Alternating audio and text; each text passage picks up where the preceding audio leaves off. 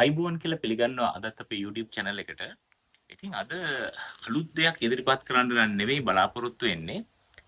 ඔබ දන්නවා ලක්ෂ ගණනක් නරඹපු අපේ කලින් වීඩියෝ ඒ කියන්නේ රතු පොලිතීන් පටියෙන් රිලව් පළවා හරින වීඩියෝ. ඉතින් මේ වීඩියෝ දැම්මට පස්සේ විවිධ අය කමෙන්ට්ස් කරලා තිබුණා මේ විවිධ කාරණා කියලා. ඉතින් මට හිතුණා අන්නේ ගැටලු වලට විසඳුම් ඉදිරිපත් කිරීම සඳහා මේ වීඩියෝ කරන්න. ඉතින් මම දැක්ක එක ප්‍රශ්නයක් තමයි දැන් කියනවා මේ රිලව එන්නේ බිමින් ඇවිල්ලා ගහ දිග නෙවෙයි. රිලව එන්නේ උඩින්. අතු වලින් තමයි එන්නේ. ඔව් ඒක මම දන්නවා. ඉතින් ඒකට කරන්න තියෙන විසඳුම මෙන්න මේකයි. දැන් ඔබ හිතන්න ඔබේ වත්තට රිලව් එන්නේ අල්ලපු වත්තේ. එතකොට ඔබ බලන්න ඕනේ ඒ වත්තේ මොන ගහ දිග ඇවිල්ලාද තමන්ගේ වත්තට මාරු වෙන්නේ. එතකොට ඒ ගහේ අතු කපලා ඉවත් කරන්න වෙනවා. මොකද එහෙම එක ඉඩමක තියෙන ගස්වල අතු තවත් ඉඩමකට එහෙම ඇතුල් වෙන්න බෑග නීතියෙන් තහනම්. ඉතින් එතකොට අනිවාර්යෙන් ඔබ නිර්මාණශීලී වෙන්න ඕනේ. ඒ වගේ අවස්ථාවක හොඳට මාන නිරීක්ෂණය කරන්න. ගිහලා බලන්න කොයි ගහෙන්ද මේ සත්තු අපේ වත්තට මාරු වෙන්නේ. දුර අදාළ ඒ ගහේ අතු කපලා ඉවත් කරන්න ඒකට අල්ලපු ගෙදර අයගෙත් සහයෝගය ලබා ගන්න.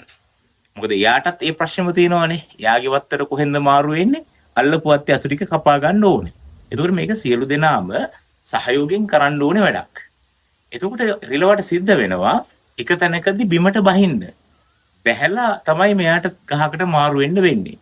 අන්න ඒ වගේ ගහ يعني ගස් උඩින් එන අවස්ථා නැති කරලා බිම දිගේ ඇවිල්ලා ගස් වලට මාරු වෙන විදිහට හදා ගන්න. එතකොට මේ ප්‍රශ්නේ හරි ලේසි. හරි ලේසියෙන් විසඳ ගන්න පුළුවන්. ඉතින් තව සමහර අවස්ථාවල අපි දැකලා තියෙනවා ගෙදරට එන මේ අර කරන්ට් වයර් එක දිගේ තමයි මේ රිලව් වෙන්නේ. ඉතින් ඒ වගේ තැනක අපි කරන්න පුළුවන් මේ වයර් එකට අර පොලිතීන් පටි පුතන්න. තල පොල් වයර් එකේ පොලිතීන් පටි ඔතලා අපි ඒකේ පුළුවන් මේවා ආලේප කරලා තියන්න. ග්‍රීස් ආලේප කරලා තියන්න. එහෙමත් නැත්නම් දැන් ඔබට දැන් ගහේ අතු කපන්න බැරි නම් ඒක මොකක් හරි වටින ගහක් නම් ඔබට පුළුවන්ගේ මාරු වෙන අත්තේ මේ වගේ පොලිතීන් පටි ඔතලා ඒකේ මේ ග්‍රීස් ආලේප කරන්න පුළුවන්. ඉතින් මේ විදිහට මේ තමන්ගේ වත්තට රිලව් ඇතුළු වෙන ඒ මාර්ග අවහිර කරලා උට බිම දිගේ එන්න සලස්සලා ඊට පස්සේ මේ වගේ ගස්වල මේ පොලිතීන් පටි ඔතන්න. ඒක තමයි හොඳම විකල්පය. අර තව පිරිසක් කියලා තිබුණා මේක පව් වැඩක්. මේක සතුන්ට වේදනාවක් දෙන පව් වැඩක්. ඉතින් මෙහිමයි. රිලව කියන සතා අපිට කරන හානිය ආර්ථිකයට කරන හානියත් එක්ක බලද්දී ඉතින් මේ සතාව වෙන එලව ගන්න ක්‍රමයක් නැහැ. මොකද මේ සතාව ඉවත් කරන්න යෝජනා වෙලා තිබුණේ එක්ක වෙඩි තියලා මරන්න. හරි ඒ වගේ දෙයකට වඩා එහෙම නැත්නම් අර චීනට යවන්න. ඉතින් ඊට වඩා මම හිතනවා මේක සතාට පුංචි වේදනාවක් එයි. පුංචි නෙමෙයි ටිකක් ලොකු වේදනාවක් එනව නැතුව නෙමෙයි. ඇස් වල වගේ තැනක ගෑවුනහම දනවා. නමුත් ඒකේ හානියක් නැහැ. ඒක ගෑවුනයි කියලා මේ සතාගේ ඇස් අන්ධ වෙන්නේවත් එහෙම නැත්නම් ඒ ස්ථානවල කිසියම් දීර්ඝකාලීන ගැටලුවක් ඇති වෙන්නේ නැහැ. ඒ නිසා හොඳම දේ තමයි මම කිව්වේ මේ කියන්නේ මම මේක අත්හදා බලලා තියෙනවා විවිධ දේවල්. නමුත් සාර්ථකම ක්‍රමය උනේ මේක. ඉතින් ඒ නිසා මම කියන්නේ ඒක පව් කියලා අපි හිතනවා නම් මේ වැඩේ කරන්න හම් වෙන්නේ නැහැ.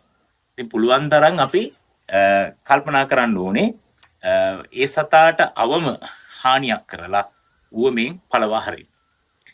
ඉතින් එහෙම නැත්තම් වෙන්නේ අපේ පොල් වගාව ඉවරයි, අපේ එළවලු වගාව ඉවරයි. මේ සියල්ල මේ සතා විසින් හානි කරලා දානවා. ඊට අනිත් කාරණේ තමයි දැන් ගොඩක් අය කිව්වා මේ සතා අපේ ගෙවල් වලට එන්නේ, මේ වතු වලට එන්නේ ආහාර ගැනීම සඳහා. ඉතින් යාට කණ්ඩ නැති නිසා තමයි එන්නේ. ඔව් ඒක ඇත්ත. ඉතින් වනාන්තරවල තියෙන ගොඩක් ගස්වල මේ රිලවුන්ට කන්න පුළුවන් දෙයක් නැහැ. ඉතින් මේකට අපිට ඉතින් දීර්ඝකාලීන වැඩසටහනක් කරන්න වෙයි. දැන් ඔය සත්ත්ව හිංසාව පිළිබඳව කතා කරන විවිධ සංවිධාන තියෙනවා. ඉතින් ඇත්තටම මේගොල්ලන්ට බෝඩ් දාලාගෙන කෑ ගහනවට වඩා ප්‍රායෝගික විසඳුමක් ඊට ලබා දෙන්න පුළුවන්. මේ ජනතාව දැනුවත් කරලා ඒ වගේ වනාන්තර තුල අපිට පුළුවන් ඒ සතුන්ට ආහාර කරගන්න පුළුවන් යම් යම් ශාක වර්ග හිටවන්න. එහෙම වුණොත් ඒ සත්තු ආහාර සොයා ගැනීම සඳහා ගම් වලට ඇතුළු වීම වළක්ව ගන්න පුළුවන්. ඉතින් මෙන්න මේ කාරණා ටික විශේෂයෙන් මම මතක් කරන්න ඕනේ උනේ තවත් එක කාරණයක් තිබුණා මේ ග්‍රීස් ඇයි යොදාගත්තේ මේ ග්‍රීස් ගෑවුනාට පස්සේ මේක යවන්න අමාරු නේද කියලා. ඉතින් ඇත්තටම ග්‍රීස් ටිකක් තැවුරුනාට පස්සේ ලේසියෙන් අයින් වෙන්නේ නැති එක ඇත්ත.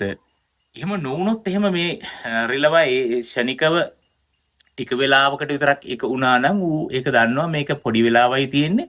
ඊට පස්සේ ඒකට බය ඇරෙනවා. ඒක ටිකක් දිග කාලයක් එයාගේ වේදනාව රැඳෙන්න මේක අවශ්‍ය වෙනවා. ඉතින් ඒකට අකමැති අය ඉන්නවා නම් මොකද මේ ග්‍රීස් කියන එක හානි කරයි කියලා හිතෙනවා නම් ඒ වෙනුවට පොල් තෙල් පාවිච්චි කරන්න පුළුවන්. මම මුලින්ම පරීක්ෂා කළේ පොල් තෙල් සහ මොනවද මේ මිරිස් කුඩු. හැබැයි ඊට අමතරව මම පාවිච්චි කරා පොල් තෙල් මිරිස් කුඩු සහ විනාකිරි ස්වල්පයක්. මොකද විනාකිරි ගෑවුනාට පස්සේ ඒ දැවිල්ල ටිකක් වැඩි. අරට වඩා වැඩි. විනාකිරි ස්වල්පයකුත් මිශ්‍ර කරලා තමයි මේක මම පරීක්ෂා කරේ. ඒක සාර්ථකයි. නමුත් වැස්සොත් එහෙම මේ පොල් තෙල් සහ විනාකිරි මිශ්‍රණය සම්පූර්ණයෙන් හේදිලා යනවා. ඒ නිසා වැහි කාලෙදී ඒක පාවිච්චි කරන්න බෑ. නමුත් අපි ග්‍රීස් පාවිච්චි කරොත් ඒක වැස්සද නැද්ද කියන එක අදාළ නැහැ. වැස්සෙත් ග්‍රීස් හේදිලා යන්නේ නැහැ. ඉතින් මම හිතනවා මම ඉදිරිපත් කරපු වීඩියෝව මේක ඇතර මම තමයි සොයා ගැනීම කරේ. මම තමයි මේ පරීක්ෂණ කරලා මේ මුලින්ම මේක රට ඉදිරිපත් කරන්නේ. ඉතින් ගොඩක් අය අත්හදා බලලා සාර්ථක ප්‍රතිඵල ලබලා තියෙනවා කියලා මට දැනුම් දීලා තියෙනවා. ඉතින් ඔබ මේක කරලා බලන්න. කරලා බලද්දී වගේ ගැටලු ආවොත් අර මම කියපු විසඳුම් ටික ලබා දෙන්න. ඉතින් තවත් අලුත් වීඩියෝවකින් හමු වෙමු ඉක්මනින්ම. එහෙනම් අදට ඇති අයබෝන්.